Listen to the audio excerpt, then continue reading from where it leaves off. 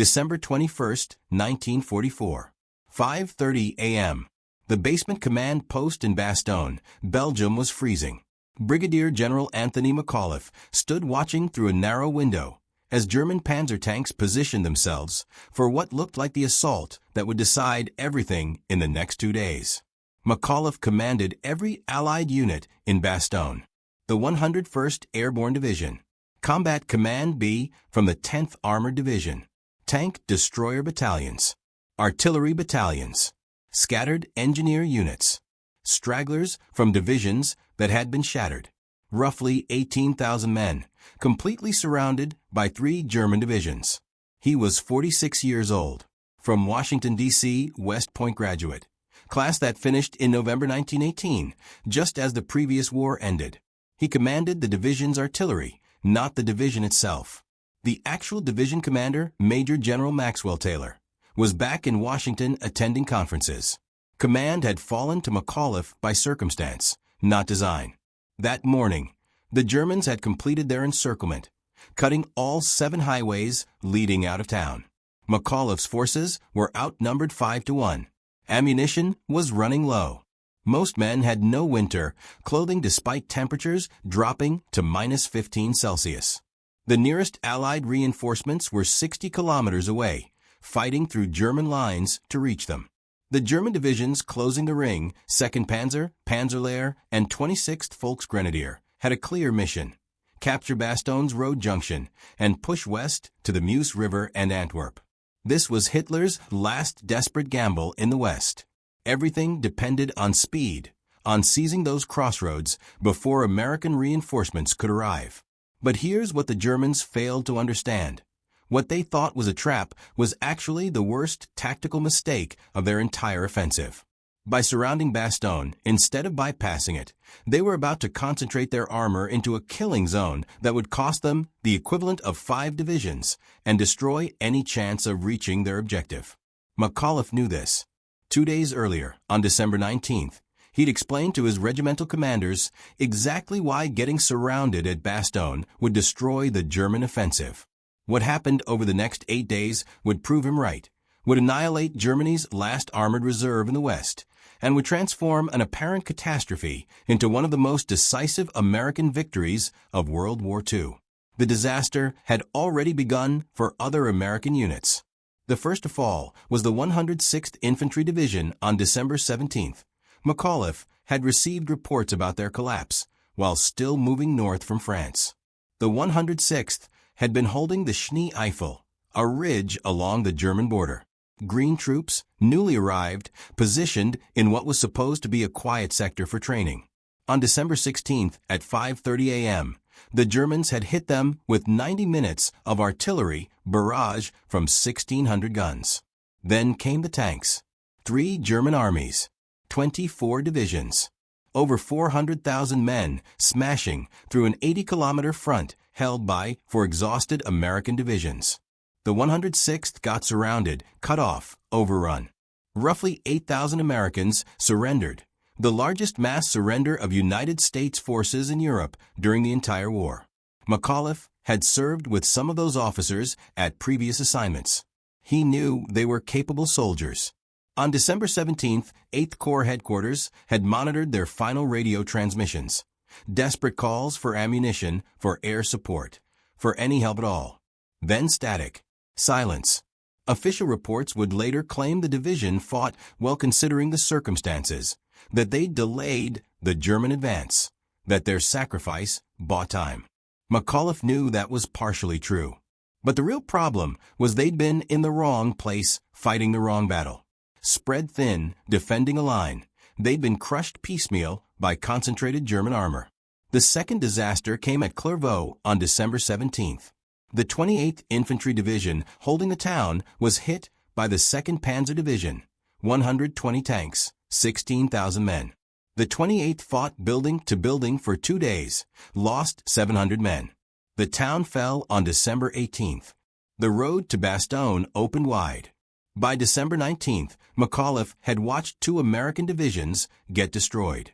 He'd seen intelligence reports showing the German breakthrough rolling west, seemingly unstoppable. Every tactical principle said you don't let yourself get surrounded. You maintain freedom of movement. You keep supply lines open. You avoid getting fixed in place where the enemy can mass forces against you. Getting encircled meant getting destroyed. Everyone in the Army knew that. And yet, on December 18th at 3 a.m., the 101st Airborne Division loaded onto trucks at Camp Mormelon and drove north toward Bastogne with orders to hold the crossroads at all costs. No winter gear. Insufficient ammunition. No clear intelligence on enemy strength. Most of the division's senior leadership was absent. McAuliffe arrived in Bastogne on December 19th at 9 a.m. He met with Major General Troy Middleton, commander of 8 Corps, whose headquarters was being evacuated south as the Germans closed in. The meeting was brief, almost rushed. Middleton's staff was burning documents, loading trucks, preparing to withdraw. Artillery fire was getting closer. German armor was reported 10 kilometers away and moving fast. Middleton laid out the situation bluntly.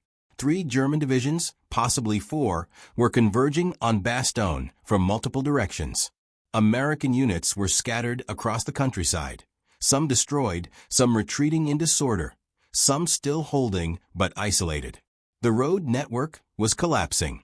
Within hours, maybe a day at most, Bastogne would be completely surrounded. Middleton had already dispatched what forces he had to delay the Germans. Combat Command B of the 10th Armored Division under Colonel William Roberts had arrived the day before and been split into 3 task forces. Team de Sobry under Major William de Sobry was sent north to Neuville to block the 2nd Panzer Division. Team Cherry under Lieutenant Colonel Henry Cherry went east toward Longville to slow Panzer Lehr. Team O'Hara under Lieutenant Colonel James O'Hara went southeast to cover another approach. These weren't large forces. Each task force had maybe 400 men, a dozen tanks, some tank destroyers. But they were all Middleton had. The 10th Armored Teams bought critical time. At Neuville on December 19th and 20th, Team de Sobry, reinforced by elements of the 501st Parachute Infantry Regiment, held off the entire 2nd Panzer Division for 36 hours. The fighting was brutal, close-range tank battles in fog and snow. American tank destroyers, M-18 Hellcats from the 705th Tank Destroyer Battalion, destroyed over 30 German tanks. The Germans finally forced the Americans to withdraw, but the delay cost 2nd Panzer 2 full days and heavy casualties. By the time they cleared Neuville, the 101st had established defensive positions around Bastogne. Team Cherry at Longville got surrounded and largely destroyed, but not before causing more delays and destroying several German vehicles. Team O'Hara at Worden fought from December 19th through December 22nd, conducting a fighting withdrawal that further slowed German advances. These small unit actions, desperate defensive stands by outnumbered forces, bought the hours McAuliffe needed to position the 101st. Middleton needed the 101st to hold Bastogne long enough for other forces to organize a counterattack. McAuliffe asked how long he needed to hold. Middleton said he didn't know. Maybe 3 days. Maybe a week. Maybe until they all died. McAuliffe said they'd hold. Then Middleton said something McAuliffe would remember clearly for decades. Don't worry about getting surrounded. If they surround you, you'll have them right where you want them. At the time, McAuliffe thought it was command optimism, the kind of thing officers say to maintain morale. But 3 hours later, after surveying the terrain and studying the road network, McAuliffe realized Middleton was absolutely right. Getting surrounded at Bastogne wasn't disaster. It was opportunity. December 19th, 2 p.m. McAuliffe gathered his regimental commanders in a basement in Bastogne. Lieutenant Colonel Julian Ewell, commanding the 501st Parachute Infantry Regiment.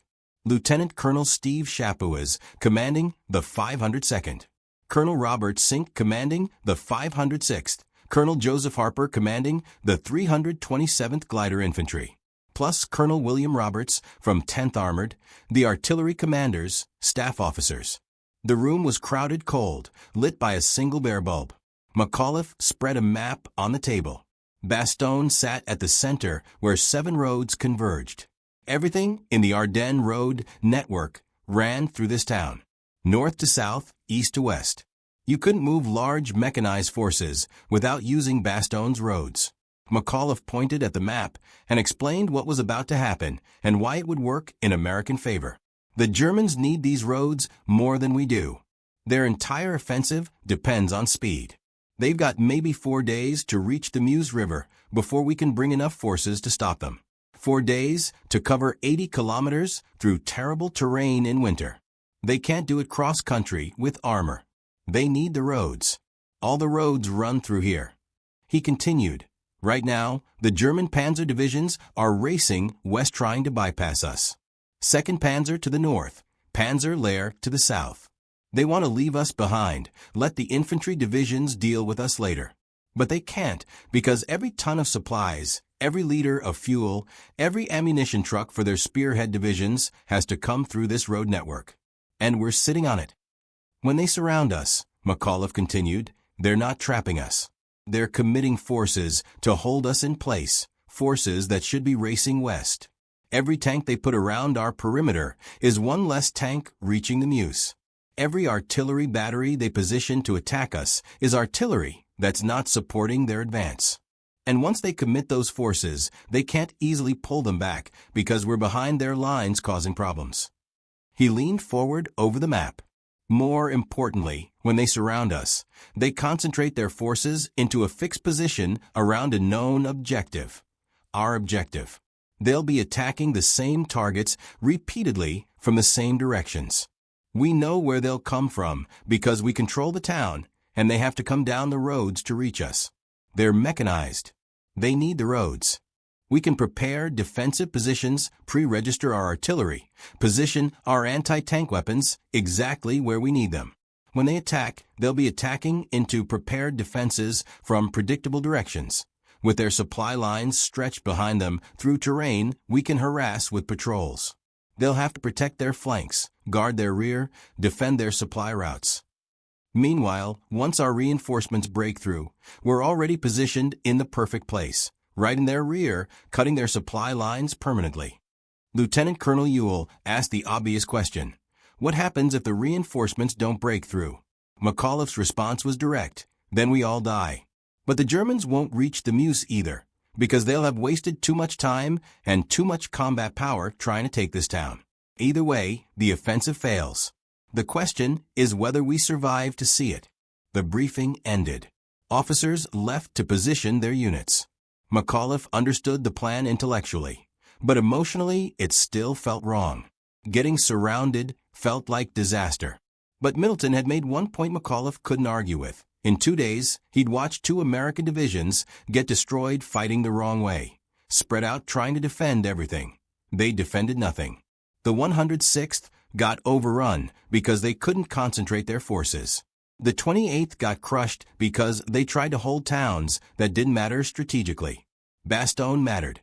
And defending one town with concentrated forces was better than defending 100 kilometers of line with scattered units that couldn't support each other. December 20th, noon. The Germans closed the ring. All 7 highways cut. Bastogne completely surrounded. The perimeter wasn't circular or neat. It followed terrain, used villages as strong points, covered about 26 kilometers of defensive positions manned by approximately 18,000 American troops. Counting the 101st, the attached armor and tank destroyer units, the artillery, the stragglers, and support troops Colonel Roberts had organized into Team Snafu. The defensive scheme worked because McAuliffe understood what the Germans would do. They'd probe for weak spots, find one, concentrate forces, try to break through to the center of town. But the American defense wasn't trying to hold every meter of ground. It was designed to absorb attacks, channel them into kill zones, destroy them with firepower. Ground could be given up temporarily as long as the defense maintained coherence, and the artillery kept firing. The 501st Parachute Infantry, under Lieutenant Colonel Ewell, held the eastern perimeter from the railroad near Bizery southeast to Marvy. The 506th, under Colonel Sink, held from the railroad northeast to Foy. The 502nd, under Lieutenant Colonel Chapuis, covered the northwestern sector from Foy to Hamrel. The 327th Glider Infantry, under Colonel Harper, had the longest, thinnest line running from the 502 ND's left flank all the way around south to Marvy. Behind all of them, positioned centrally, were 3 battalions of 155 mm howitzers commanded by Colonel Thomas Sherburne. The artillery could fire in any direction, had pre-registered concentrations on every likely German avenue of approach. When infantry commanders called for fire, shells arrived in minutes, landing exactly where needed.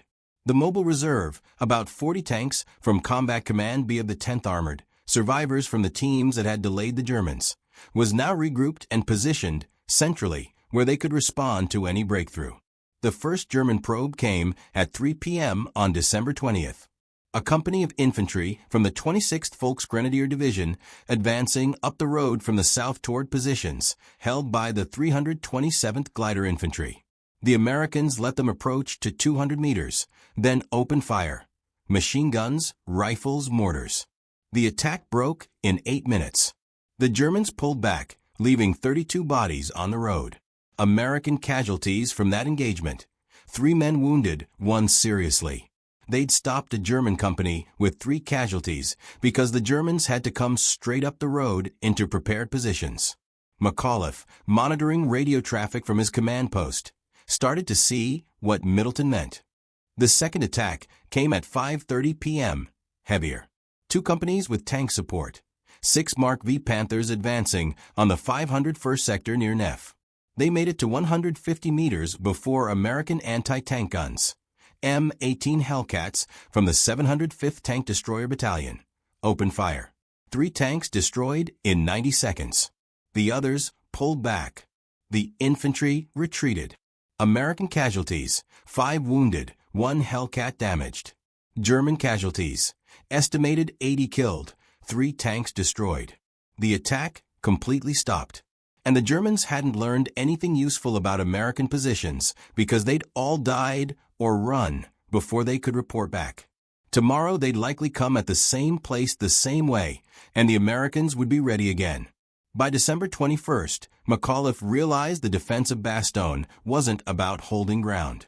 It was about destroying German units faster than they could be replaced. Every failed attack cost the Germans men and equipment they couldn't afford to lose. Every hour they spent attacking Bastogne was an hour their spearhead divisions weren't advancing west. The Germans were bleeding themselves against fixed defenses while accomplishing nothing. The real problem was supplies. Bastogne had been a supply depot, but most stocks had been evacuated south before the Germans surrounded the town. The 101st arrived with minimal ammunition, almost no medical supplies, limited food. By December 21st, ammunition was rationed. Artillery was limited to 10 rounds per gun per day. Automatic weapons were restricted to short, aimed bursts. Every shot had to count because there weren't many shots left. Food was worse. The division had brought approximately 2 days of K rations. By December 21st, men were on half rations. By December 22nd, quarter rations. Temperatures stayed below freezing. Men were hungry, cold, exhausted. Most didn't have winter uniforms. They wore every piece of clothing they could scavenge from abandoned positions, from casualties, from civilians who'd fled. Medical supplies were nearly gone.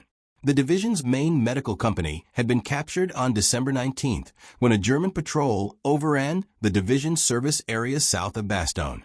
Most of the surgeons, most of the medical equipment, most of the morphine, all captured. The division aid stations were operating with whatever they'd grabbed before leaving Camp Mormelon. Not enough.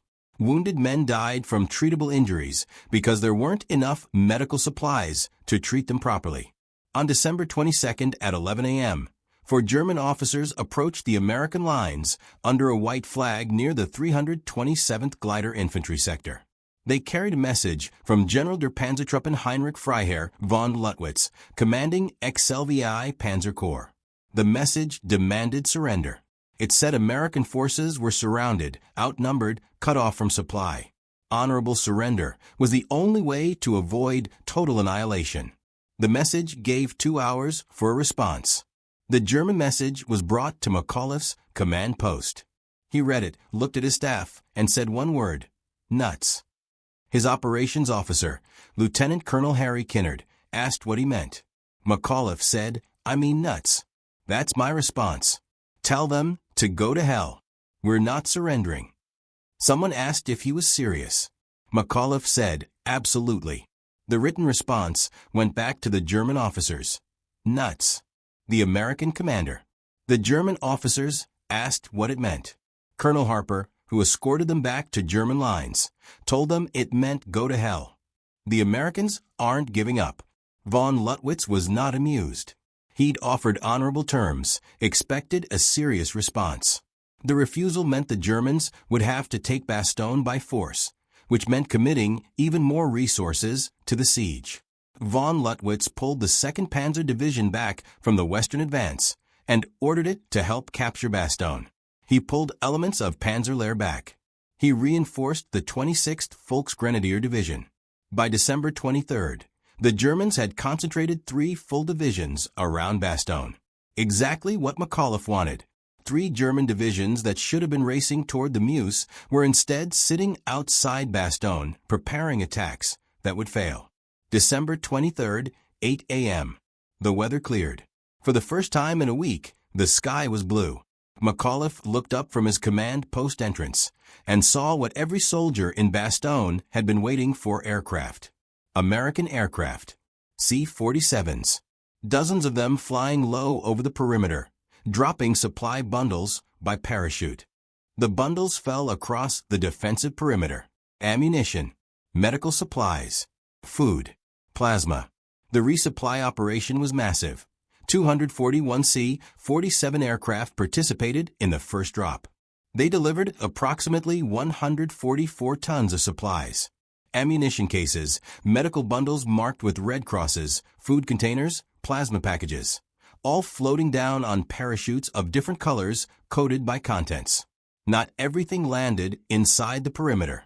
Some bundles drifted into German lines. German soldiers watched American supplies fall from the sky, knowing that every bundle that landed meant the Americans in Bastogne could fight longer. Some German units tried to shoot down the transport aircraft. American fighter escorts drove them off. The artillery received enough shells to increase their daily allocation from 10 rounds per gun to 40.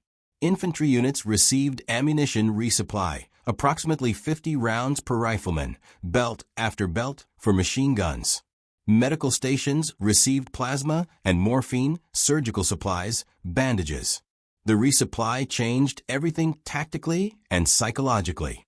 Men who'd been conserving every round suddenly had ammunition to fight with. Wounded men who might have died from shock received plasma. The garrison went from being on the edge of collapse to being combat capable again in one afternoon. Then came the fighter bombers. P-47 Thunderbolts flying close support missions, attacking German positions around the perimeter. The Panzers that had been painted green and brown for summer operations stood out clearly against the snow. The P-47s dove in streams, dropping bombs, firing rockets, strafing with .50 caliber machine guns.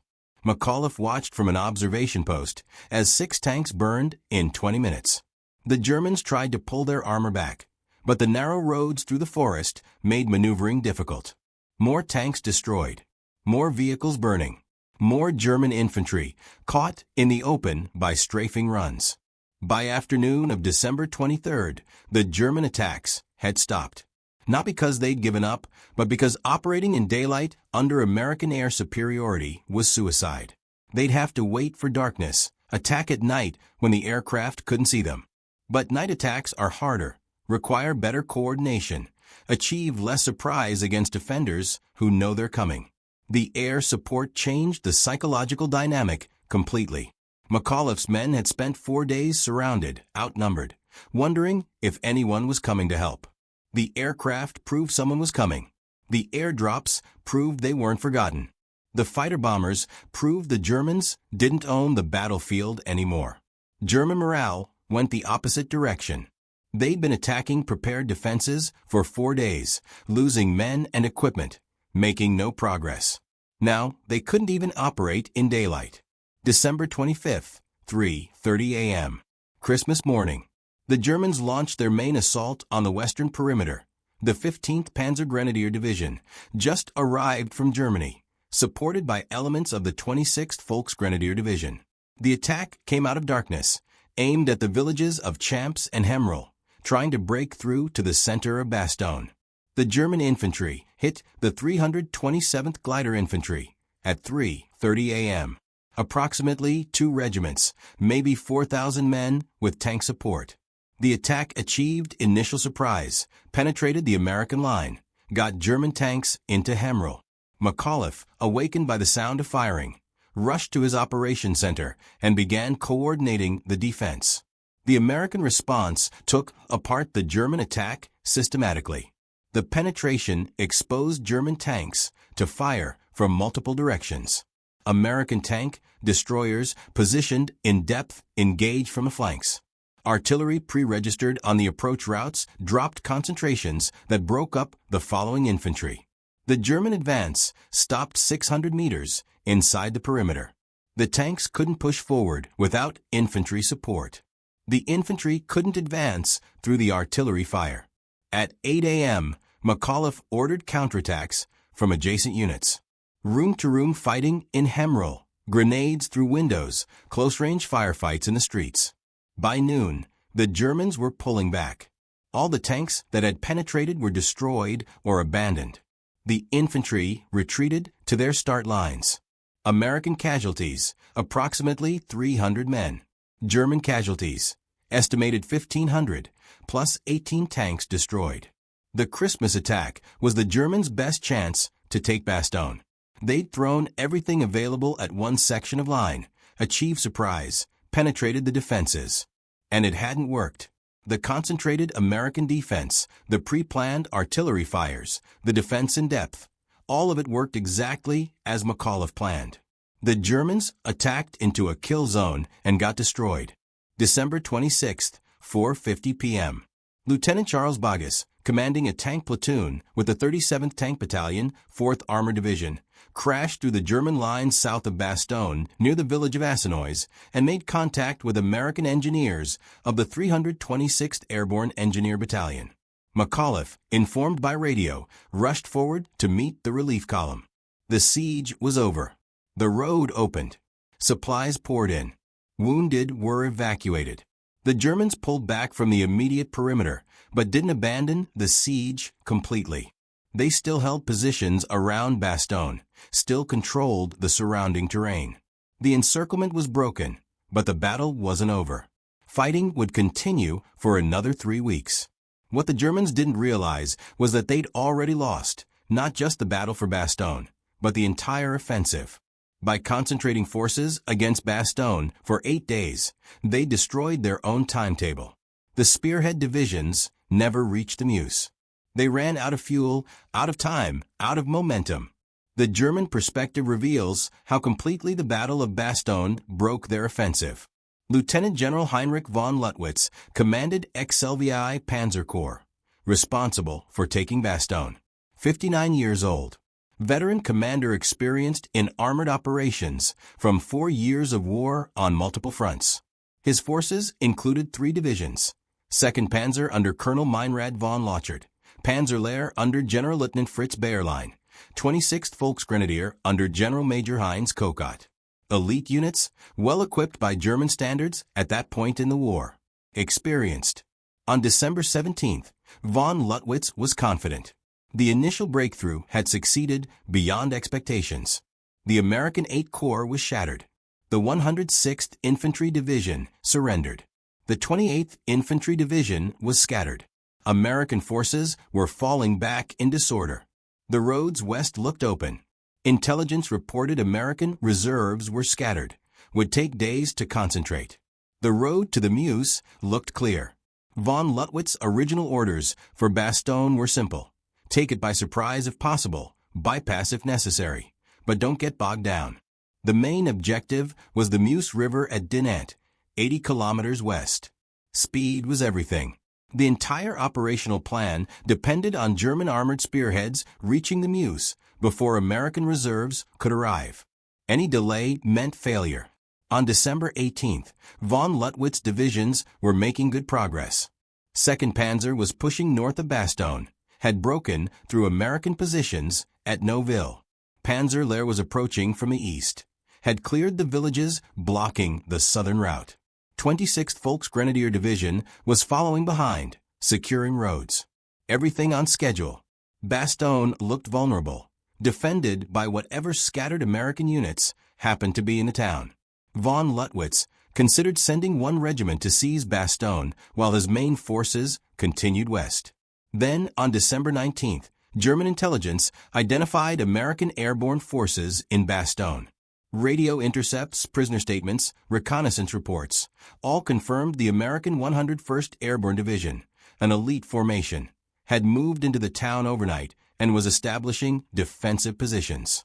That changed everything. Airborne divisions weren't scattered rear area troops. They were elite infantry, well-trained, experienced, heavily armed. Taking Bastogne wouldn't be easy anymore. It would be a battle. Von Luttwitz made the decision that would doom the offensive. He decided to surround Bastogne and contain the American forces while his main units pushed west. He'd deal with the town later. But bypassing it completely meant leaving a strong American force behind his lines, threatening his supply routes. So he committed forces to the siege, forces that should have been racing west. By December 21st, von Luttwitz realized containment wasn't working. The Americans in Bastogne were launching patrols, ambushing supply convoys, calling in artillery on German positions. They weren't contained. They were active, dangerous. And higher command was demanding results. The offensive was behind schedule. The advanced divisions were running out of fuel because supply trucks couldn't get through. Von Luttwitz needed to take Bastogne to secure his supply lines. On December 22nd, von Luttwitz sent the surrender demand. He thought the Americans would be rational, see they were surrounded and outnumbered, accept honorable terms. The American response, nuts, confused, and then infuriated him. It meant committing major forces to reduce Bastogne by assault, forces he needed elsewhere. December 23rd, the weather cleared. Von Luttwitz watched American aircraft drop supplies to Bastogne, watched fighter bombers attack his positions. His tanks, painted for summer, stood out against snow. His assembly areas were visible from the air. His supply lines were being interdicted, and he couldn't do anything about it because Germany's air force was nearly destroyed, had nothing left to contest American air superiority. The attacks on December 25th cost von Luttwitz his best assault division. The 15th Panzer Grenadier Division bled white against American defenses. By December 26th, when General George Patton's Third Army broke through from the south, von Luttwitz knew Bastogne was lost.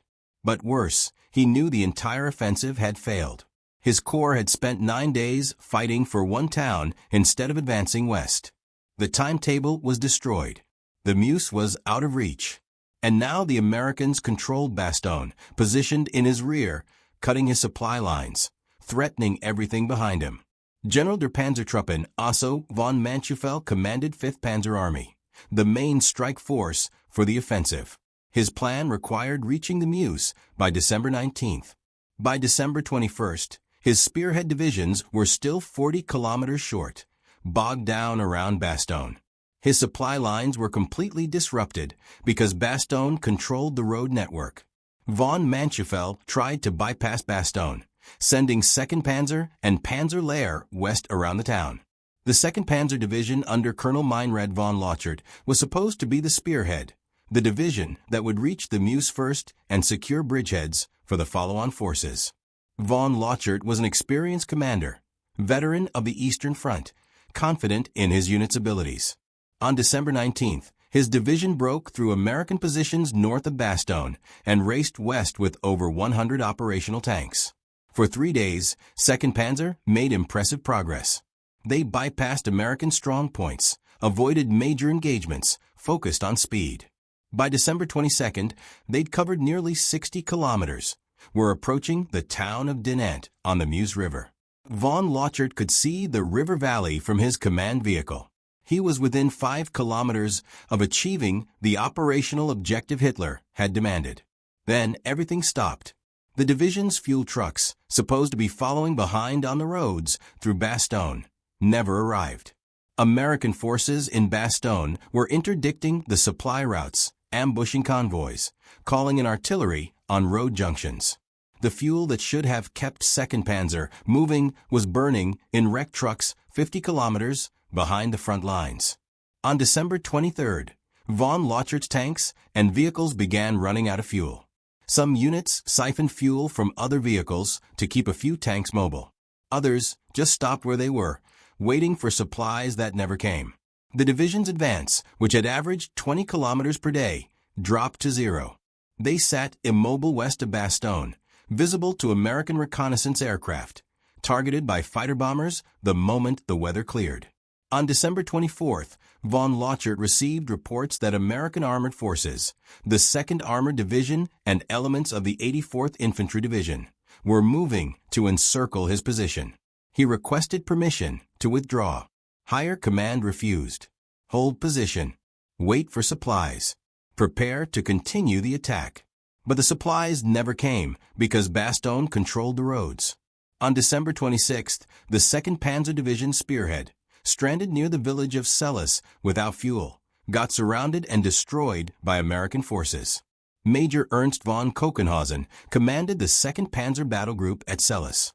He tried to break out, couldn't. Tried to hold and wait for relief. Relief never came. On December 27th, Kochenhausen abandoned his tanks and led approximately 600 men on foot through American lines. They left behind nearly all the division's remaining armor, 100 tanks, assault guns, half-tracks, all abandoned, all captured by American forces. Panzer Lehr tried to rescue 2nd Panzer, launched 2 attacks towards Celles. Both were stopped by American fighter bombers and ground forces. After the second failed rescue attempt, Panzer Lehr pulled back. The division had started the offensive with combat strength of over 15,000 men and approximately 90 tanks. By December 28th, it was down to 8,000 men and fewer than 20 operational tanks, effectively destroyed as a combat unit. The 26th Volksgrenadier Division, which had spent 9 days attacking Bastogne, was exhausted and depleted. The division entered the battle with 17,000 men. By December 28th, effective strength was perhaps 7,000. Casualties from attacking fixed defenses, from air attacks, from artillery. The division could no longer conduct offensive operations, could barely defend the positions it held. 4 German commanders. Bastogne represented a complete failure of operational planning. They'd assumed American forces would scatter and retreat when hit by a surprise offensive. Instead, the Americans concentrated at Bastogne and held. The Germans assumed they could bypass strong points and deal with them later. Instead, Bastogne controlled the critical terrain, the road network, and couldn't be bypassed. The Germans assumed weather would keep American air power grounded indefinitely. Instead, the weather cleared on December 23rd, and American air superiority destroyed German mobility. Most critically, German commanders realized too late that by surrounding Bastogne, they'd fallen into a trap. They thought they were besieging a trapped American force. Actually, they'd concentrated their mobile divisions around a fixed objective where the Americans could destroy them methodically with prepared defenses and air power.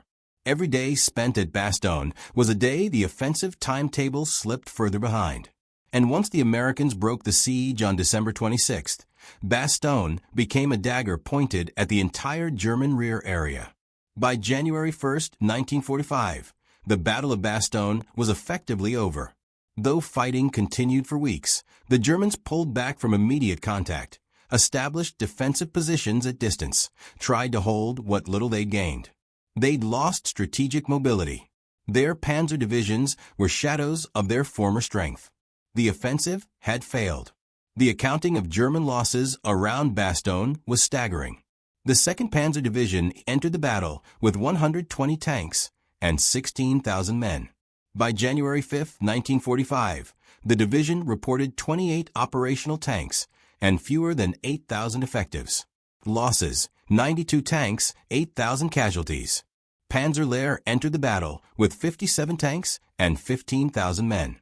By January 5th, the division had 17 operational tanks and 7,000 effectives. Losses: 40 tanks, 8,000 casualties.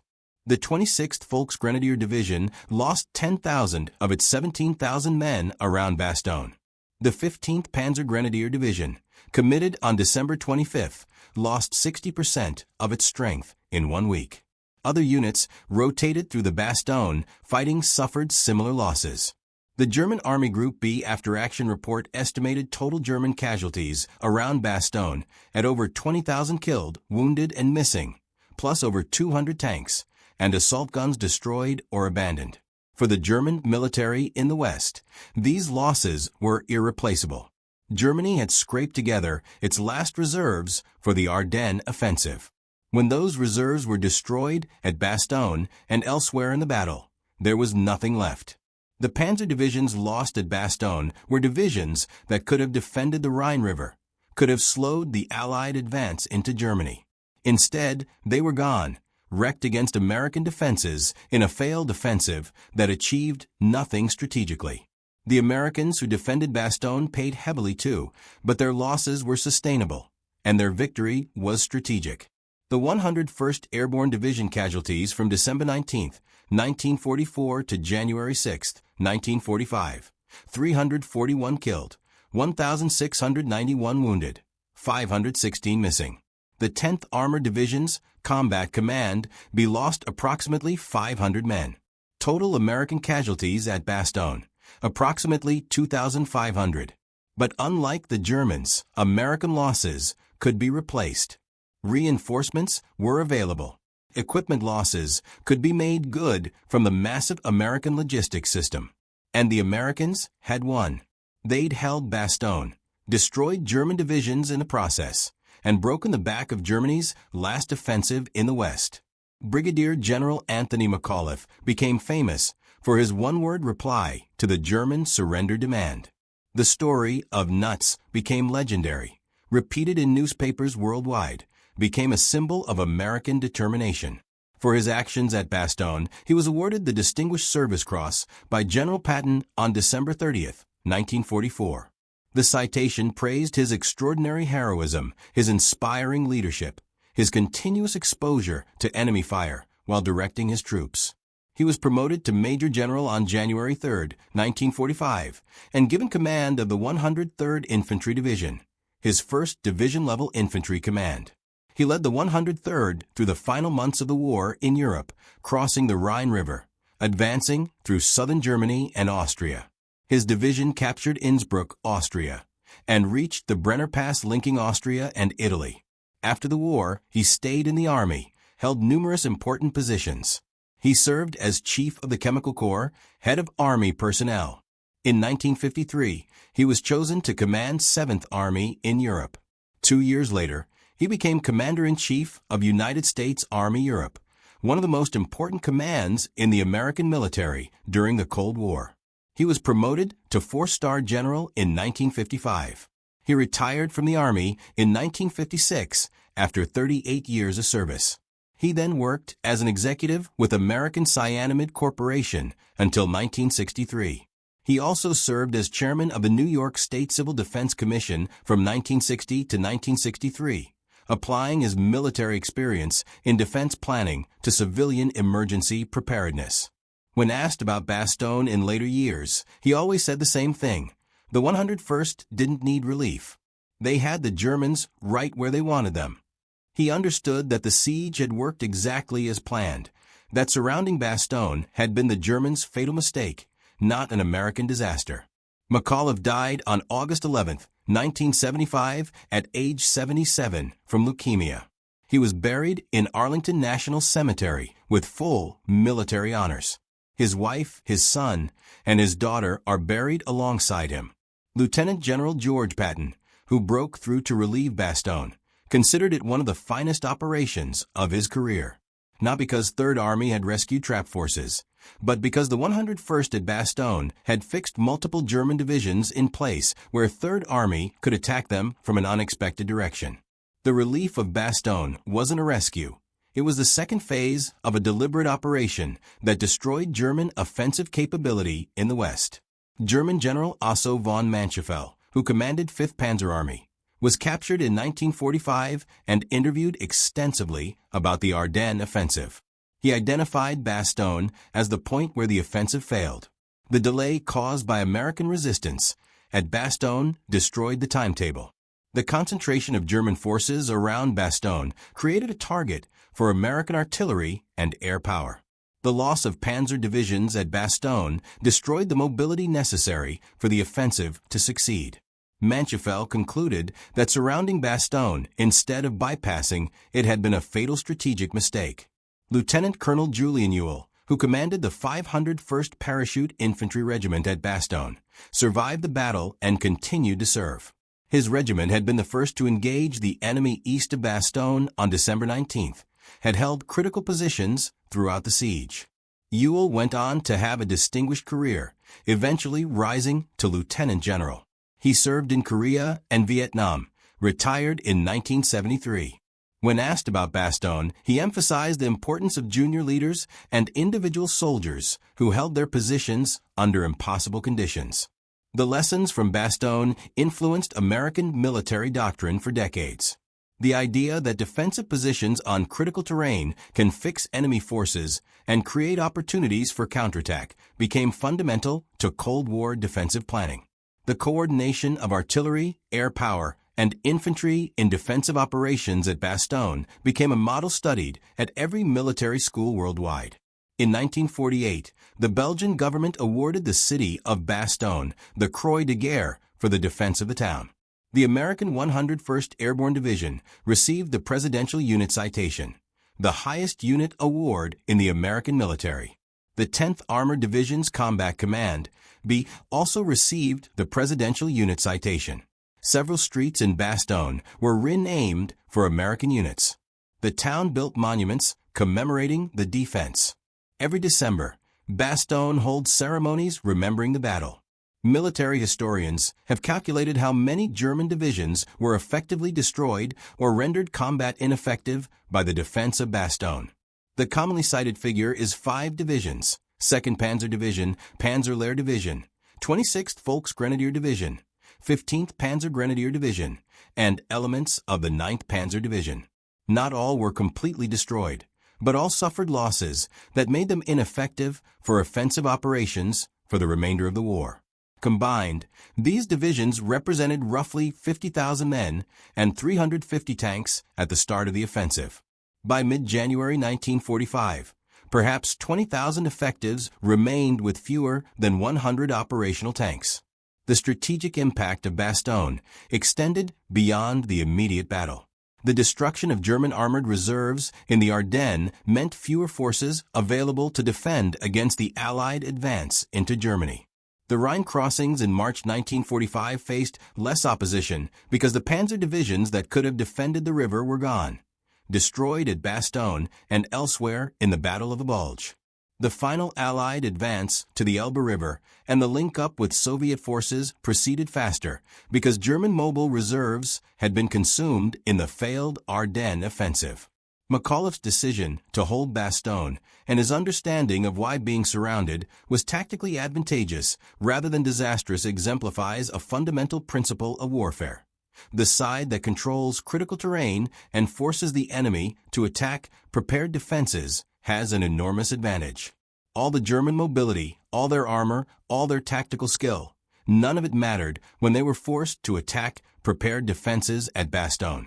The Americans picked the ground, prepared the defenses, and destroyed every German attack systematically. That's the real lesson of Bastogne.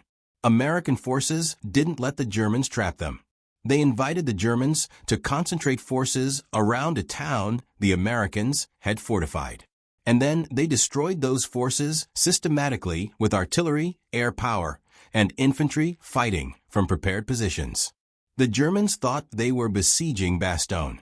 Actually, Bastogne was besieging them, fixing them in place where American firepower could destroy them. The trap worked backward, and by the time the Germans realized it, They'd lost the equivalent of 5 divisions and any chance of reaching their objective. If you found this story as compelling as we did, please take a moment to like this video. It helps us share more forgotten stories from the Second World War. Subscribe to stay connected with these untold histories. Each one matters. Each one deserves to be remembered. We'd love to hear from you. Leave a comment below telling us where you're watching from. Our community spans continents. From veterans to history enthusiasts, you're part of something special here. Thank you for watching, and thank you for keeping these stories alive.